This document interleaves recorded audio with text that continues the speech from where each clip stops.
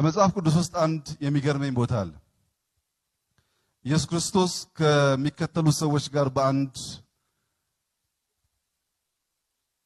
ቦታ እየተሻገረ በጀልባ እየተሻገሩ እሱ ከታች ተኝቶ ማዕበል ይነሳና አብረውት ያሉ ሰዎች ስንጠፋ አይገድህም ወይ ስንሞት አይገድህም ወይ የሚል ጥያቄ አነሱለት። ልንጠፋ ነው፣ ማዕበል ሊወስደን ነው፣ ስንጠፋ አይገድህም ወይ ብሎ ጥያቄ አነሱለት። እና ብዙ ጊዜ የሚሰብኩ ሰዎች እንደዚህ ተባለና ተነስቶ ማዕበሉን አዘዘው ይላሉ። እኔ ግን የሚገርመኝ ኢየሱስ ክርስቶስ ከዚያ ሌክ ከዛ ማዕበል ካለበት ስፍራ ወጣ ብሎ ደልዳላ ቦታ ተቀምጦ ሶፋ ላይ ተቀምጦ እያያቸው ቢሆንና ሕይወታችን አይገድህም ወይ ቢሉት አይገርመኝም።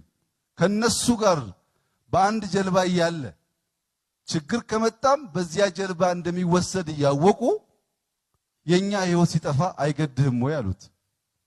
አንዳንዶች አይ ጌታ መሆኑን ስለሚያውቁ ነው ይላሉ። አይደለም።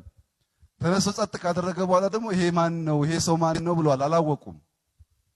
እና ጠቅላይ ሚኒስትሩ ወዴት አለ የምትሉት ጀልባዋ ላይ ነው ያለው።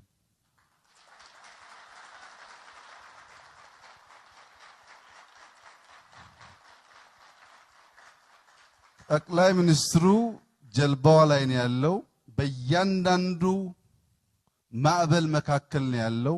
ህዝቡን፣ ሰራዊቱን፣ የሀገር ሽማግሌዎችን፣ ሴቶችን ሁሉ አስተባብሮ ነፃ የተረከባትን ሀገር ለትውልድ ነፃ ያስረክባል።